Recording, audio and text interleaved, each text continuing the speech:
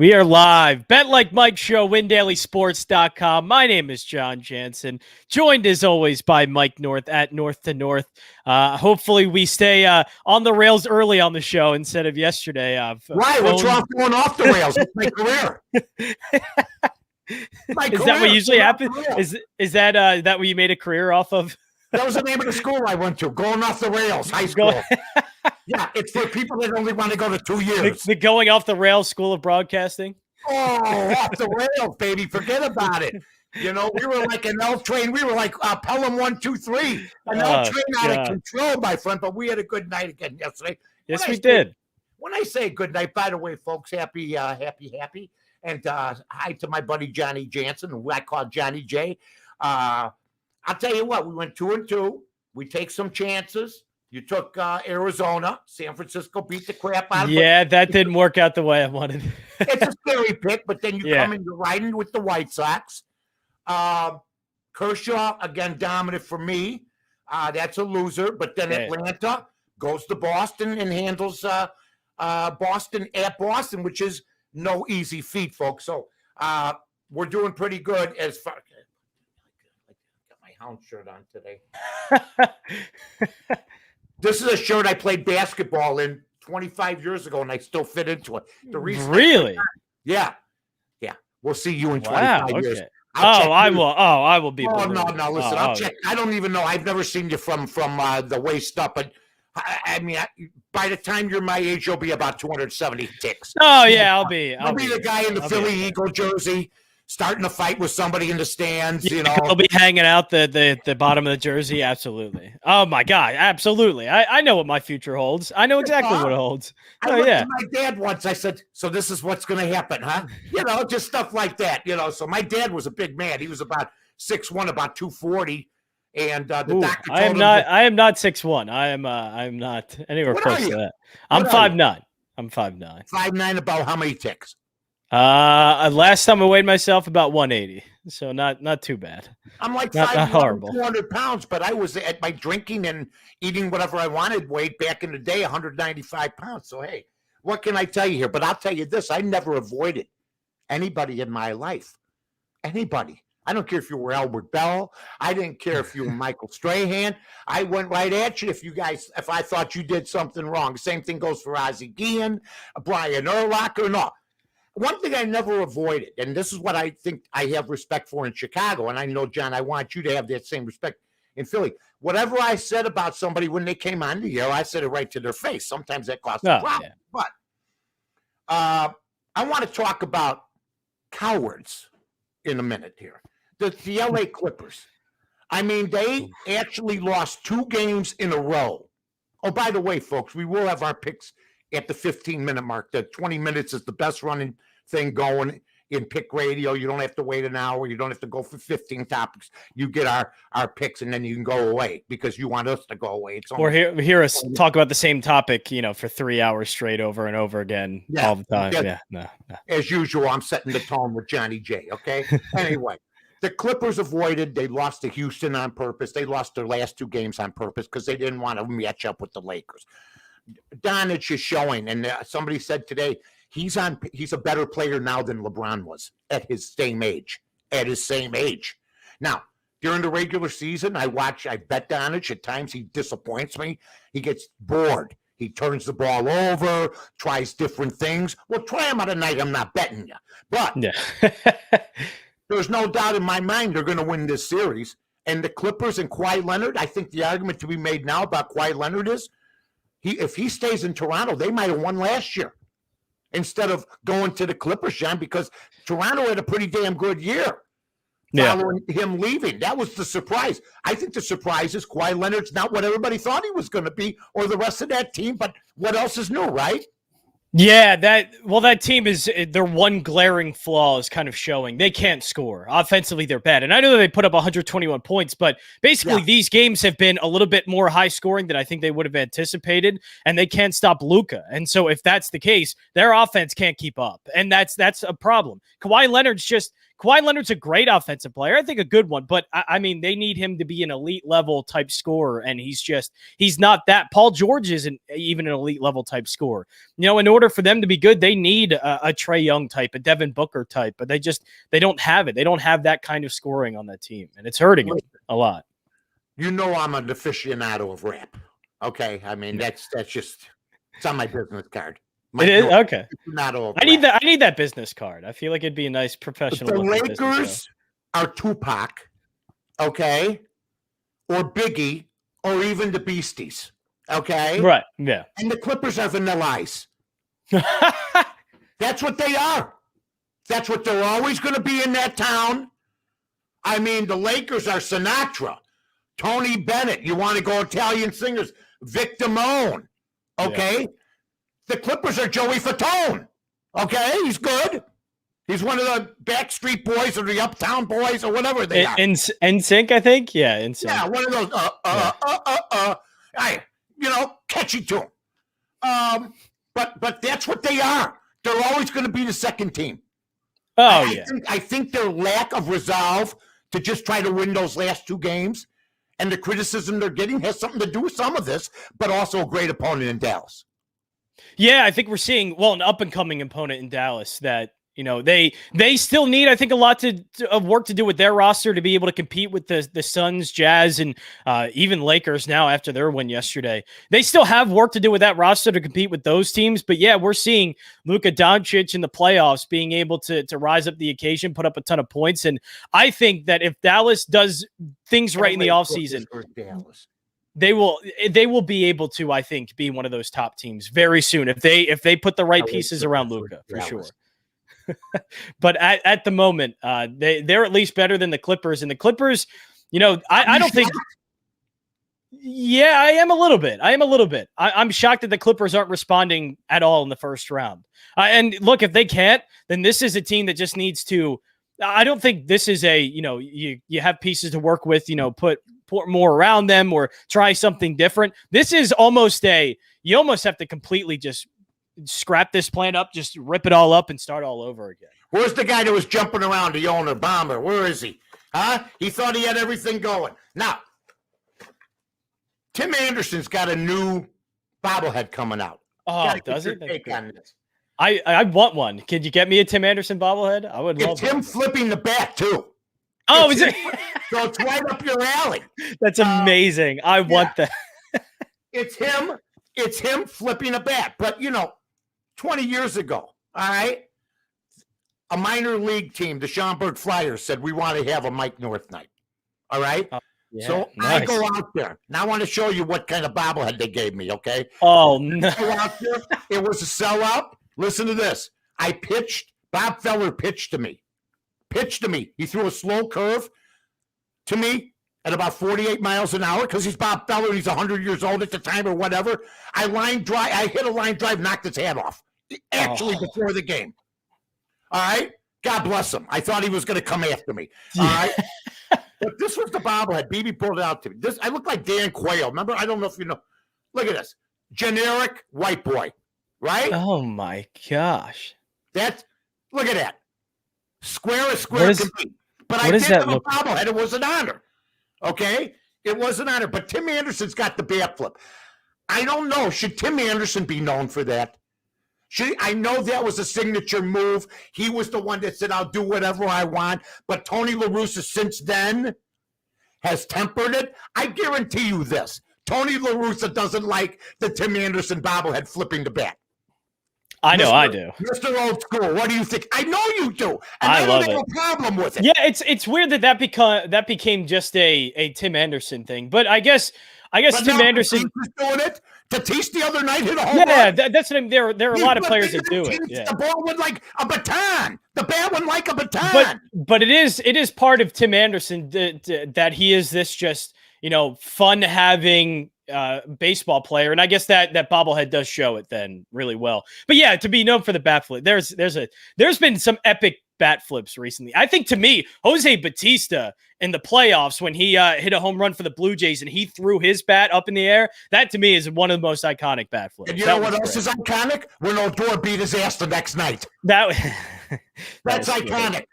I will at least give credit Was for it Odor Batista for there? having an.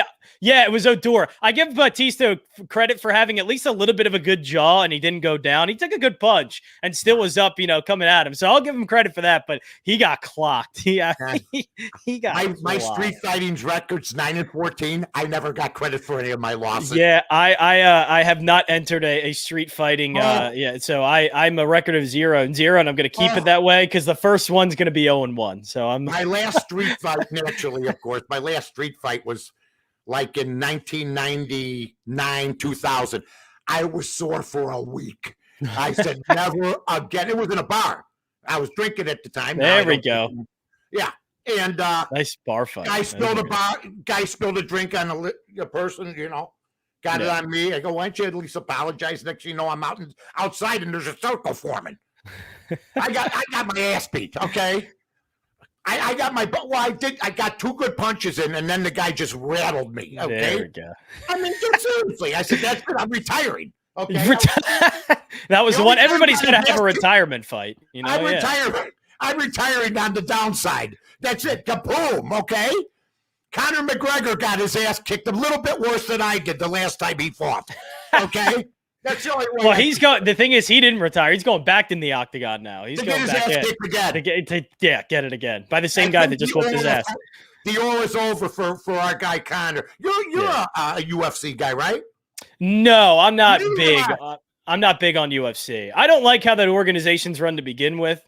There's a lot of things that I don't like that Dana White does, especially having your fighter who definitely had a concussion having to do a post-fight interview. That doesn't sit right with me. Like the guy's brain is scrambled and you're going, hey, sit in front of this camera and give us some thoughts about the fight. Like, I don't think that guy has any thoughts running through his head. But yeah, I'm not a big fan of UFC. I'm a big fan though of one guy who is an MMA fighter, a UFC fighter, Paul Felder, who retired. So shout out to Paul Felder. That was my dog Licorice. Really? They had your dog in there. They put my dog in there. That's amazing. The bobblehead looks nothing like you, but I like the scent. I know it doesn't. Well, that's the way it goes. But I'll tell you this. I like Dana White. I like what they've done. I remember he was selling T-shirts out of his trunk. I like the American success story. So, you know what? He's managed to make boxing pay attention to itself. They got boxing shows on now. They got boxing cards every week now. Well, yeah, boxing is just completely. I don't know what boxing's doing. I love boxing. You know what? Boxing to me is I can tolerate that a little bit more, but it's irrelevant at this point. That a YouTube star is having the most watched boxing fights, which sucks. That's terrible. Yeah, but I even like the backyard wrestling matches and stuff on Twitter. Okay. Now, if you're gonna go backyard wrestling, I mean, like people crashing in the garages on their motorcycle, and some guy on a motorcycle, hurling himself into like Evil Knievel into some cars. Yeah, I'm a big fan of backyard wrestling. That is quality entertainment. Wrestling. Me and my brother, backyard wrestling. It goes back decades. Anyway, it's quality. Let's talk about, and we can't get off this golf beat because now golf is stealing the headlines from the NBA. Golf is stealing the headlines from even the NFL, Major League Baseball. It's all about hype. We've talked about this here. That's why this show does so good. We hype it up. We retweet it. We do what we got to do. But it's about the hype. It's about the aura. It's about winning, okay? Yeah. But you can't find 2 bigger jerks to be paired together than Bryson DeChambeau and Aaron Rodgers. This is like, my God, this is a dream villain versus the nicest guys in the world. Yeah. Phil Mickelson, Osh Jucks, and Tom Brady. I'll buy that mansion. And everybody loves the guy. Usually people are envious of rich people. But you know what? Everybody likes Tom. I love Tom Brady, I'm not envious. Nobody's envious. Maybe because he doesn't rub it in. He just does his thing. He's married to the model. So you got Brady and Mickelson, who, by the way, his wife didn't even make the trip to the PGA because she didn't think he was even going to win, from what I understand. I didn't see her anywhere, did you? And against DeChambeau and Rodgers, I immediately. Who we're rooting for? Who are we rooting for? I have to admit, I love Phil Mickelson. You have to swap out Mickelson for Brooks Koepka right now. You have to do That would it. have been I great. need it. I need You it. Or at stole least you stole it right from me. They went a little bit short. We love Phil. We love Brady. It's basically the All-American kids versus the spoiled brats, if you will. I would either I need to see the Brooks Koepka fill in from Phil Mickelson and do the match, or what I need to see is Brooks Koepka and Bryson DeChambeau on Jake Paul's next boxing event, and they can fight in that event. I think that either way, there needs to be something happening. There needs to be something going on with those two. There is, but it's good. Well, it does say that Bryson DeChambeau is a star at this point. I would say. I mean, the whole world is captivated, or at least in the sports world, they're captivated by him. They may not like him, they're captivated though. Right. It would have been better though with Koepka and Brady. That would have been, but it wouldn't have been as natural. You got the two golden boys versus the villains. They should be wearing masks. Anyway, let's get to our picks. This is what the people pay to see. This is a great time as always. We come to play, ladies and gentlemen. We're up early. We're crunching numbers. I'll go first. I'm taking Milwaukee today at home, plus 118. I might buy the run line. Maybe, maybe not, but I would take them plus the 118. They're going against Paddock and San Diego. I don't even know who the guy's pitching for Milwaukee. It's an underdog. I decided to go Milwaukee on this after doing my number crunching. Well, I didn't decide. It told me to take Milwaukee. I have Milwaukee, my friend. So I'm going to start off with a basketball pick. Actually, I'm going to take. We need one. I didn't have no read today. I'm going to lay the 2 with the Knicks today. I think they end up winning here in the Garden, and 2 is obviously it's where it should be. It's a short spread, but even after the Knicks loss, they're still favorite here. I think they should be a favorite, and I'm going to lay the 2 points with them against Atlanta. That is outstanding. We haven't done a lot of basketball. My second pick's going to be basketball too, so I will spoil that one. Well, good. I'm glad, Judd, because I got another baseball game here. And by the way, folks, follow us all. You see it up here. You don't have to look at it. We don't have to repeat it. His name's Jon Jansen, Johnny J, as I like to call him. Okay.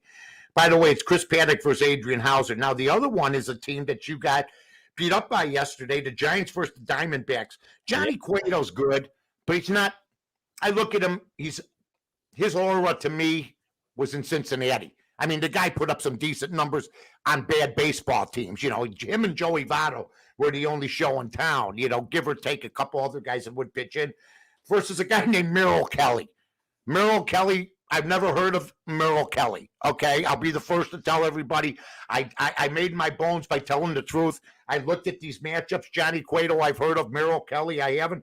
Arizona plus 120 might go run line, but I'm taking the plus 120 today. A lot of day baseball going. Next one, Johnny. I'm going to take the Utah Jazz today. Yeah. They're laying the 9 points. Chalk. I'm gonna take the chalk here, but that's kind of what it's been. It's been a lot of favorites other than the Clippers. It's been the favorites settling in game 2, and I think the Jazz, they're getting Donovan Mitchell back this game. They should have an easy time, I think, against Memphis here. So I'm gonna take Utah here to come back in game 2. Beautiful, buddy. That's good. We got 2 hoop games. We got 2 Major League Baseball games. A lot of day baseball today. Couple leans. Yeah. Well, one is a lean. It's the Cubs today. They're minus 138 against Pittsburgh at Pittsburgh. You can take it or leave it. For me, I will decide at game time, but it's a lean. And also, one that looks like, but they've burned me so much, I had to make a decision. Sometimes you have 4 equal games, and you have to make a decision if you want to, out of the 2 games. Sometimes you pick wrong. Sometimes you pick right. But the Angels have burnt me all year. But I have a strong lean against the Texas Rangers tonight. So I thought I'd throw that in. Now, are you done with your 2, ladies and gentlemen? Are you done with your 2, Johnny? So I'll give out should I give out a scary one? Should I do a big time scary pick? So this is at plus 185. So it's a little bit of a long shot here in Major League Baseball, but Carlos Rodon on the mound today for the White Sox. Nice. He's a good pitcher. He's very good. But the Cardinals do hit left-handed pitching well. It's a long shot. Gant's on the mound too. He's been pitching really well for the Cardinals. Maybe a run line buy. Yeah, it could be a run line one as well. You can get the run line plus 1.5 at -107. But I'm okay taking a shot on the money line here for the Cardinals as a plus 185 underdog. I think it's worth a shot for sure. You got the Knicks, you got Utah, you got the Cardinals. I got, of course, tonight Arizona. And I'll tell you this right now, Milwaukee, and they won a big game for me the first time in the series. Anyway, ladies and gentlemen, it's that time again. Now it's time to say goodbye to all our family. So long, everybody!